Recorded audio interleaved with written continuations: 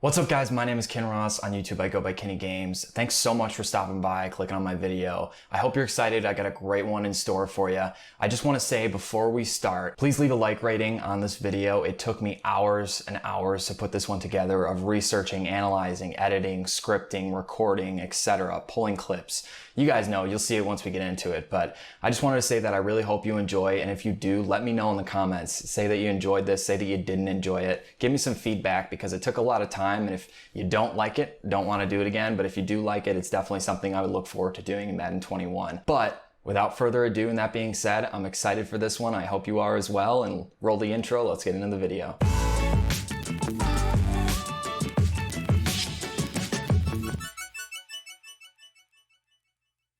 Madden 20 was a game full of controversy, frustration, and expansion. Dating back to 1988 with the release of John Madden Football, fans of the franchise have continued to remain loyal for over 3 decades, longer than a quarter century, totaling a whopping 47 Madden games total. A lot has changed throughout the years, as it produced titles through 4 generations of game consoles. Yes, that's 31 consoles in total, with the next game to step into the 6th generation when the Xbox Series X and PlayStation 5 released later in 2020. This game has produced a wide array of emotions for many, as it was commonly referred to as both the best Madden game and the worst Madden game throughout this past year. Several controversial updates, tweaks, and patches produced a variety of responses from players and has led even some of the largest influencers to take sabbatical in 2020. The game released on August 2nd, 2019, with Patrick Mahomes on the cover, and contained 22 original tracks that were written specifically for the game. The developers hyped up the new X Factor abilities that would be implemented into all modes, but would be heavily featured in the game's popular new mode, Superstar KO. Madden 20 also featured a brand new personalized career campaign, where players could follow the journey of a player-created college quarterback from one of 10 licensed college teams. This was an update to the previously included Superstar mode that was removed after Madden 25. Madden 20 utilized the Frostbite 3 engine that fans of the franchise had come to know well, and it was also used in Madden 18 and 19. The game was received well at first, coming in at an aggregated score of 76 out of 100 according to Metacritic, but received as high as a 90 from Gameblog. In many ways, fans were expected to look past the similar feeling gameplay and focus more on new additions as mentioned before. EA made a legitimate effort to add new features and options to the game to increase its longevity and player retention throughout the year. The franchise is known to have a repetitive cycle of diminishing player count after the end of the NFL season. It also has to compete with many other sports video game franchises such as FIFA, MLB The Show, and the game it never seems to stop being compared to, NBA 2K. It was a turbulent year to say the least, filled with seemingly endless ups and downs, but has certainly demonstrated one thing: gamers still love to play Madden, regardless of how good or bad the game is. EA has exclusive sim rights and owns the market, so at least for the time being, players won't be able to look anywhere else for an NFL-based video game. In this video, we'll cover the gameplay and meta, how it changed throughout the year. We'll also take a deeper dive into the different modes available to players such as Franchise, Superstar KO, Face of the Franchise, and the fan favorite, Madden Ultimate Team. Lastly, we'll also look at how the influencer space has seen growth throughout the year and how it fared on the competitive side. So without further ado, pick your team, decide on your scheme, and let's stretch right into it. The gameplay throughout Madden 20 was nothing short of controversial and can be summed up into one simple phrase: run the damn ball. The game was absolutely dominated by the run this year, more specifically by the stretch and dive. If EA was going for a balanced, realistic sim-type experience with play calling, this game was just not it. That became more apparent than ever when the year's capstone competitive event was won by a player who used a punter, yes, a punter, as his quarterback, and only ran the ball the entire game. Insane, I know, but more on that later. The game launched with weak zone coverage from defensive backs and linebackers, and was initially dominated by a pass-heavy meta.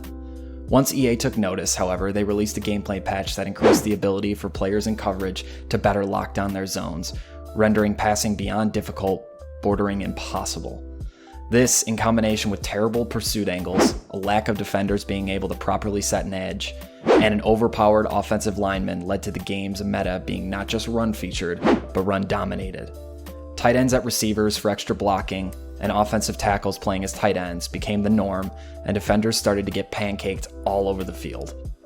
Once EA overpatched zone defense, players of the game never looked back and sought out the most dominant running playbooks, players, and plays in the game, such as Oakland and New Orleans playbooks, as they had a wide array of run-heavy offensive plays. Despite the outcry from the community and player base to nerf the run game or fix defender pursuit angles, no such patch ever came from EA, leading to a sense of neglect and hostility from Madden's fan base. There were some players who pushed back against the run meta, however, as they didn't have fun running stretch 84 times a game like the others. These players found themselves taking advantage of the escape artist and dashing deadeye quarterback abilities to throw the same route patterns across the field over and over.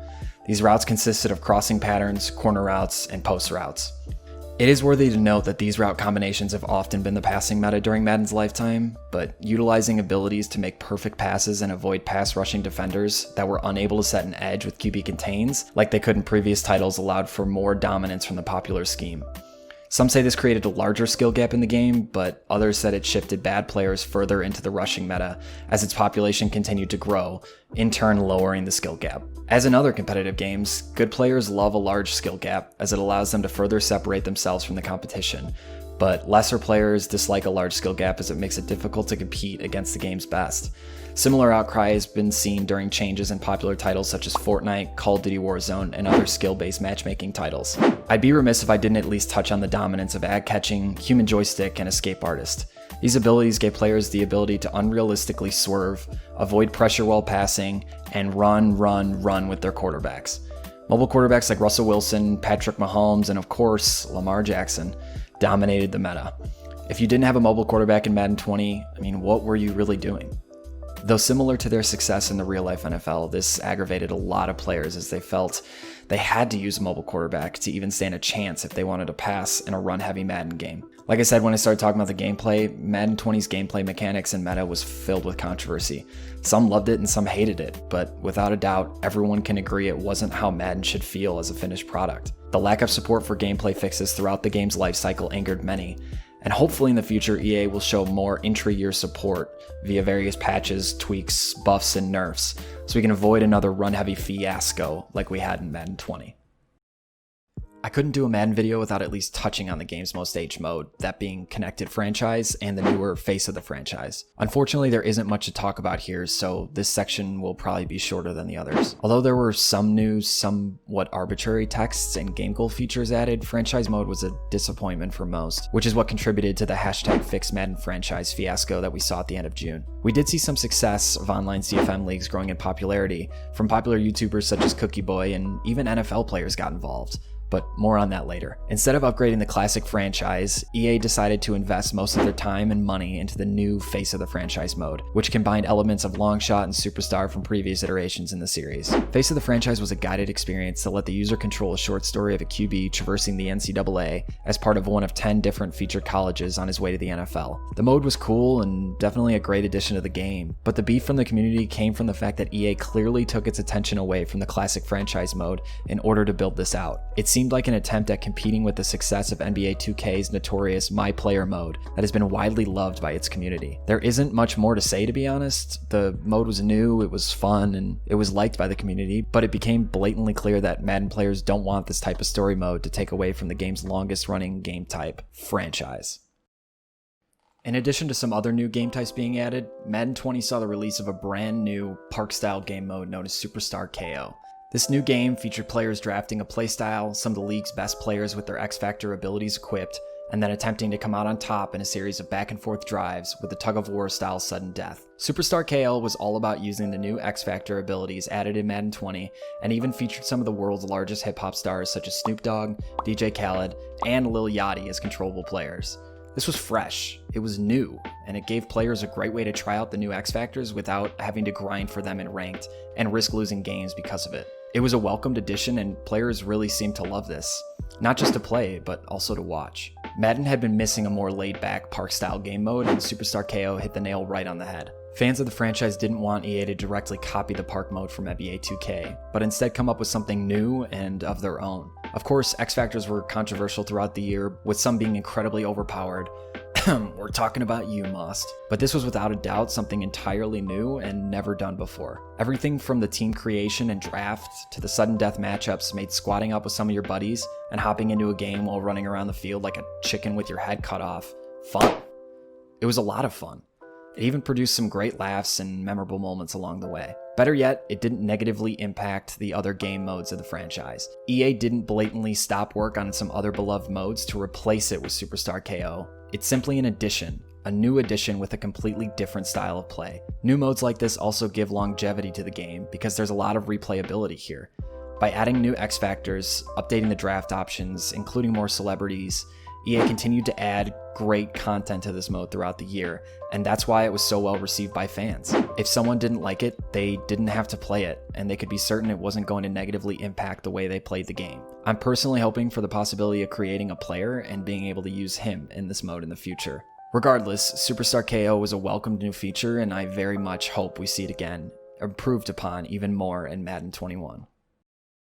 Another year, another Madden Ultimate Team. Personally speaking, I don't think this year disappointed as far as MUT content, but I know some feel differently, and that's completely understandable. Madden 20 featured some of the most insane cards we've seen to date, with some awesome promos along the way. Hundreds of thousands of dollars went down the drain for thousands of people as they checked their bank accounts to see how much they actually spent this year. We're looking at you, CC. That's no different than in years past, however, as MUT has proven to be Madden's most lucrative game mode, hence why they put so much attention and detail into it. To avoid a 2-hour-long video, I'm not going to cover every single promo, but there are definitely some noteworthy drops that warrant some attention. This year kicked off like any other Madden, with players choosing their favorite teams and receiving a good player and starter pack from that team. Low overalls, bad players, and unfamiliar playbooks always make for an interesting start to the MUT year, and Madden 20 was no exception. Quickly, however, players started receiving their first promo drops from Team of the Week and Veterans.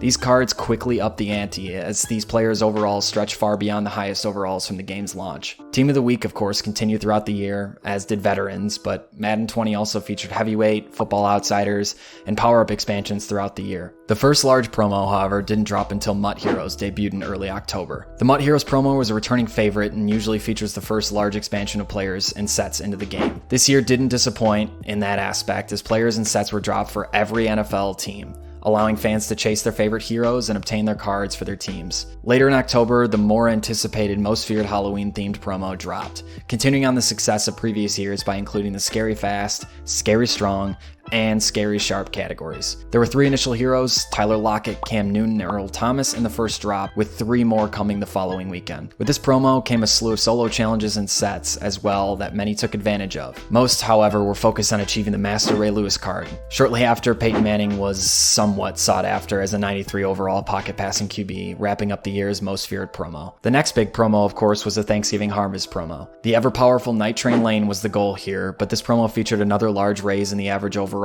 as Madden players attempted to get the MUT Harvest Masters on their team, in addition to Thanksgiving Day All-Stars and even Turkey Stuffers. This promo really helped out the No Money Spent players, as there were new solo challenges featured daily, with several cards being returned as Maacc cards after completing the sets. This way, not all was lost when obtaining one of the higher-end players, therefore encouraging gamers to complete the sets. The third of the large promos then came around the holiday season, when EA announced the launch of its Zero Chill promo. Following suit with other previous holiday promos, this drop featured a few Masters that can be obtained from completing smaller sets. The Masters were Bruce Smith, Walter Payton, and Gronk, all at 95 overall. The cool thing about this promo is that it contains some of the out-of-position players and some ghosts of Madden past, present, and future, which allowed for a wide variety of names and positions. Also, players saw the launch of another Mike Vick upgrade, this time to 96, which allowed him to be the most dominant QB at the time. My personal favorite from Zero Chill was the out-of-position Vita Vea, halfback, coming in at 95 overall. That thing was just a monster. Containing solo challenges and sets as the 12 Days of Mutmas, Out of Position, Training Camp, and Mutmas Carol allowed for No Money Spent players to grind their way to the top yet again. Now, of course, we can't forget about the NFL 100 promo, which was a great addition to the game. It fits super well with the ongoing NFL celebration, and players were able to include some of the greatest legends to ever take the field onto their teams. Some of the dominant cards included a long-awaited Lawrence Taylor update, and the most dominant card we've ever seen in Madden Ultimate Team history, Eric Dickerson.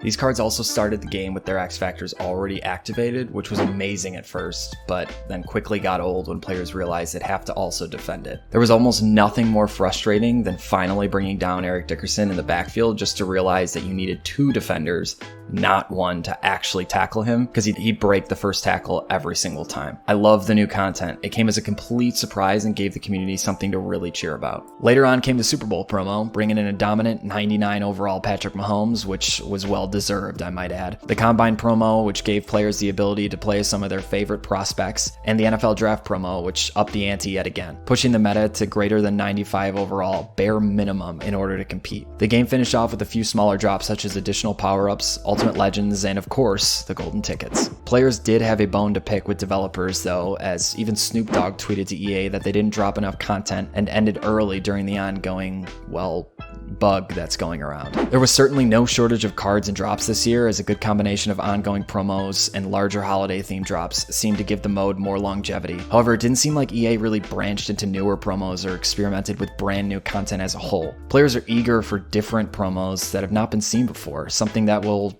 surprise them by being unexpected, and Madden 20 did not seem to deliver on that. It'll be interesting to see if EA looks to expand on the promo releases during Madden 21, or if players will have more of the same from the game developer. Let me know in the comments below what your favorite promo of the year was, and then tell me why. Now for my favorite portion of this video, let's talk about YouTube and the YouTube scene in Madden this year. Despite the ups and downs, the controversy definitely sparked interest in the game as a whole. No publicity is bad publicity, however, as this led to hundreds of thousands, if not millions, tuning into YouTube to consume content. For me personally, watching this game felt probably more entertaining than actually playing it at certain points, and I don't think I was alone in thinking that. Madden 20 saw the explosion of some already larger Madden YouTubers and a flood of new uploaders as well. Popular content creators such as Zirksee, Throne, YoBoy Pizza, TDBarrett, and others saw incredible growth in late 2019 and into 2020. This was the first time Madden creators breached the million subscriber threshold, putting Madden YouTube content on the map and giving credibility to the scene. Content creators also put out a wide array of videos, ranging from online franchise and Superstar KO to the ever-popular Madden Ultimate Team. The largest Madden YouTubers saw success from the Superstar KO mode with popular new series such as YoBoy Pizza's If I Lose, the Video Ends. This gave content creators a great way to show off the X factors in newly released players without having to go through the struggle of activating them in-game. The key difference in Madden 20, however, was the success of different video types, as previously Ultimate Team dominated the YouTube scene. The new mode also provided a quicker and different alternative to the traditional ranked online mode or MUT seasons that we've come to know and love. Viewers were able to follow along from start to finish in a quicker time period as they watched their favorite personalities battle in a tug-of-war style sudden death up until the very end. The quicker videos allowed content creators to post more, leading to a growth in consumption and expanded the game's audience. Featuring popular artists and celebrities also allowed for more clickable titles and thumbnails, as players love to see their favorite rappers battle it out in-game. The artists themselves promoting the mode led to increased interest from those considering watching Madden content on YouTube, therefore also skyrocketing viewership. On the other hand, popular YouTuber Cookie Boy took the world by storm with his Dolphins online connected franchise, as his subscribers seemed to lose interest in MUT and instead turned to something they could watch grow throughout the year. Personally, I thought it was really awesome myself. This is the same reason online streaming platforms such as Netflix and Hulu have seen such incredible growth with the release of popular TV shows as opposed to just cinematic films. Unfortunately, this attention wasn't enough for EA to want to expand on the franchise mode, as we all saw the #FixMadden franchise trending #1 in the US, resulting from players showing frustration that the billion-dollar game developer neglected yet again to update anything more than a few small patches and tweaks. The increase in popularity for online franchise and Superstar KO did not stunt the growth of Madden's most popular game mode, though, Madden Ultimate Team. No, it instead expanded the game's audience, with some who then found other YouTubers famous for posting videos of MUT. Anto the Boss, KKS, TheActualCC, they all saw excellent growth throughout the year, their content focusing mainly on Ultimate Team. Zirksee seemed to lead the charge by recapping MUT news, new players, and providing tips on making coins through several videos each and every day. Love the consistency, man. We also saw a rise in popularity of the no money spent category from channels such as Maacc and TD Presents. It's interesting to note, however, that since 2015, the mode's interest via Google search has seen a steady decline and decrease in popularity, as the peak around January has gotten steadily less and less throughout the last 5 years. With more attention likely being put into Ultimate Team in the future and no shortage of people spending money buying packs, it'll be interesting to see if that trend continues or if Madden 21 can right the sinking ship. We also saw some YouTubers that have been a large part of the scene for a long time take a step back and seemingly disappear from the platform. YoBoy Savage is a prime example of this, as his videos early on showed frustration and disappointment with how the game felt and played. He then capped off the year with a desperate plea after being disappointed yet again in the Madden 21 beta. I know I'm not alone in saying that the Madden world misses his videos, and I hope he can find enough joy in the next game to return to YouTube and start producing content consistently again. Madden 20 provided great avenues for content creators to put out a range of videos. Viewers were greeted with greater longevity in the game, as new modes allowed for variance and much needed refresh in the content scene. With some YouTubers exploding onto the scene and others growing even larger than before, it'll be interesting to see how the Madden YouTube scene fares in the coming year.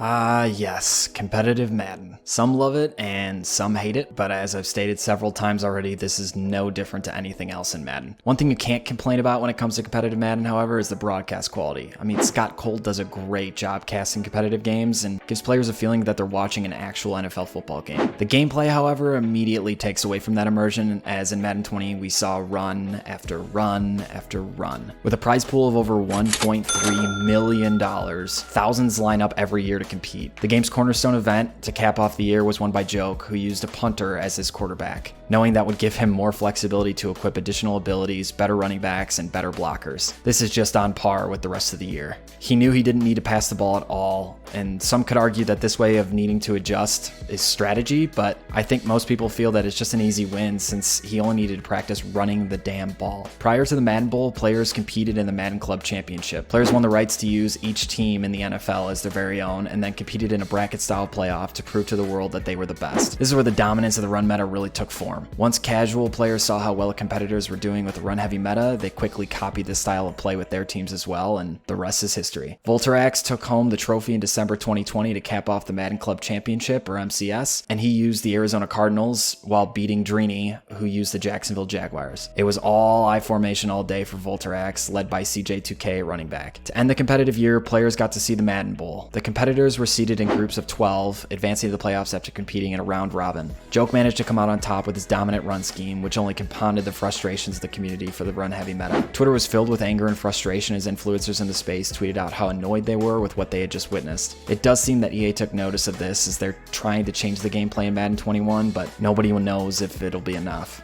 I'm hoping for a more balanced competitive scene in the next game, because nobody wants to watch only passing or only running, but the former is certainly preferable to the latter. There haven't been any competitive events announced yet, but I'm sure EA will come through with another large prize pool, promoting competition for many more players to hop onto the scene.